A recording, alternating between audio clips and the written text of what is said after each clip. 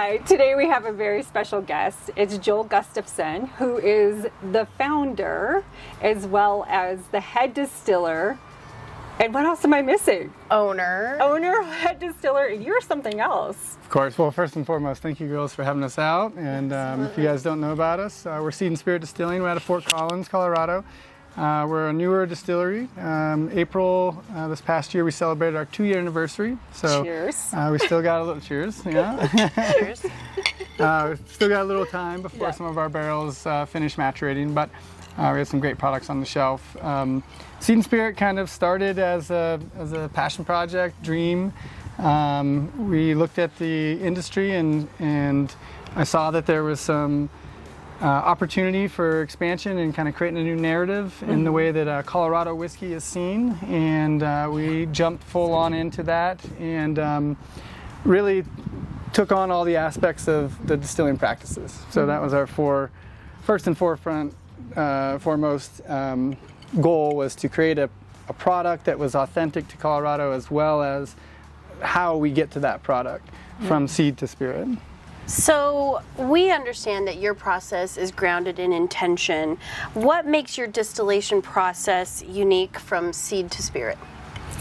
Well, everything really. From the beginning, what ground we're putting our corn into, the cultivation of our corn, what types of corn we put into the ground for all of our bourbons and some of our other products we use corn in.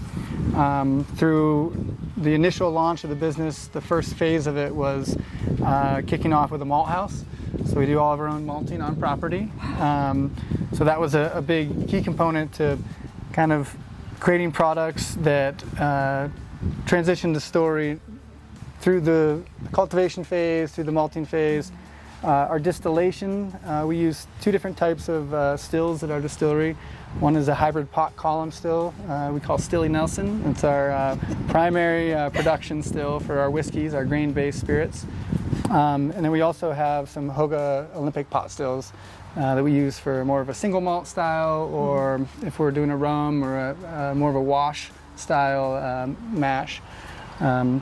Intentions also translate into the bottle. So how we present the product, what the look is of the final product on the shelf, what the branding is, collaboration branding. Some of our products we'll talk about here in a bit. We're working co-branding with nonprofits to help the spender's dollar go a little bit further than just seed and spirit's pockets.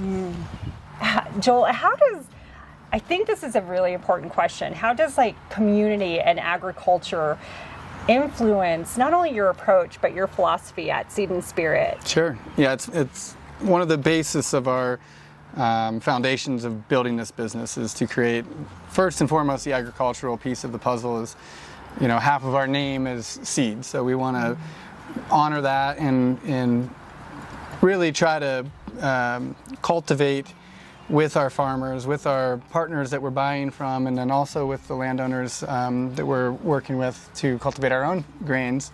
The agricultural piece of this puzzle is always kind of overlooked a little bit, in my opinion.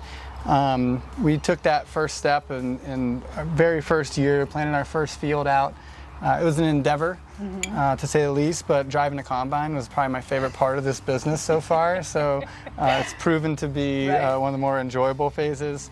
We work with just up the road here a little bit, and when you're going into the Poudre Canyon, that's where we're cultivating right along the Poudre River in the Poudre Valley. The Graves family were gracious enough to allow us to open up some of their land, kind of help us get our feet going and get the corn in the ground, and then we kind of take it from there.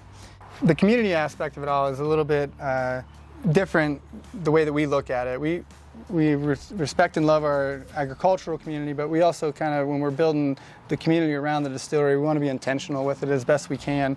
We're partnering with a couple nonprofits from the launch, one of which is the Simplify America's Fund that we're actually co-branding on a packaging that we're about to launch called Forged in Fire Whiskey. They're a military supporting brand, so we want to pay honor to those that have served our country. As well as we're working with Positive Legacy, which they do a lot of international work, as well as in the United States. I've been involved with that organization actually one of the other founders of the company is also the president, Jess Grease, shout out.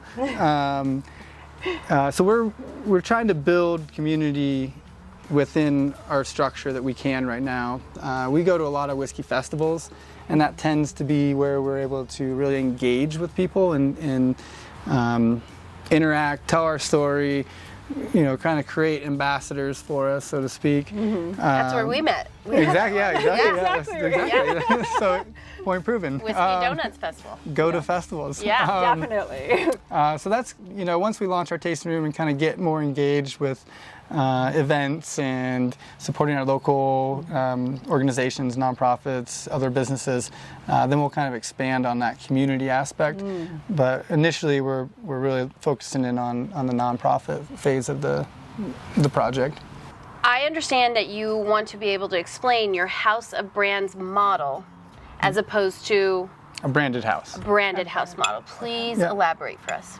So when I launched the business, I was looking at two options really. You can either sell your bottles under the Seed and Spirit logo and the brand, and we just release a bunch of products through that.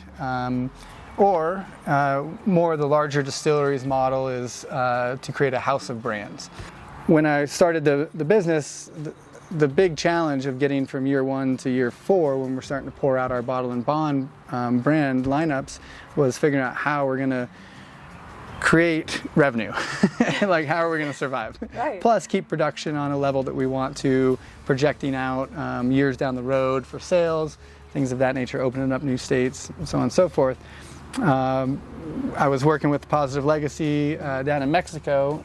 I have some Mexican friends that would always love to take me out to mezcalerias, and never quite fell in love with the mezcal. I would have one drink, I like it, don't get me wrong, but I would always kind of go to the next thing, a beer or a margarita or something of that Same nature. with me. And we came home, and it was on the launch of our distillery, and I was trying to figure out this problem that we had of how do we get from year 1 to year 4 or year 5.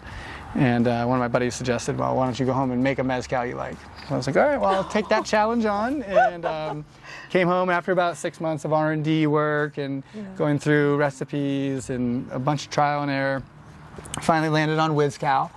Once we landed on our final recipe and our grain bills and all this, the things that go into creating a final product, I sent them a bottle down, and sure enough, the next morning they sent me a photo back with all thumbs up. So they call it the Mexican gringo, or the mezcal gringo. The mezcal gringo. But this is reposado, and reposado kind of lands in the perfect middle of a mezcal and a whiskey. So looking ahead, what is your boldest vision for Seed and Spirit? What do you hope people experience and learn about this endeavor? Well, I'm a pretty bold thinker to begin with. So our goal with this project is from the beginning to, not be in the industrial part of Fort Collins. We want to be out in the farm country. We want to stretch our legs, kind of give a consumer, once they step onto our campus, the ability to understand and learn all aspects of this industry. We're really aspiring to open up an estate distillery, the first of its kind in Colorado. We're already the first of our kind distillery from all the practices that we currently do. So to my knowledge, there's no other distillery that's doing all the things that we're doing. But we want to bring it to more of a farm setting. In the shorter term, our future goals with this is, we'll have Forged in Fire, which is going to be released in July. So July 4th, we're announcing the brand. So it's the first time who's ever heard of it. Yes. These are the first bottles packaged right here behind me. That'll come out with a lineup of rye bourbon and a high rye bourbon.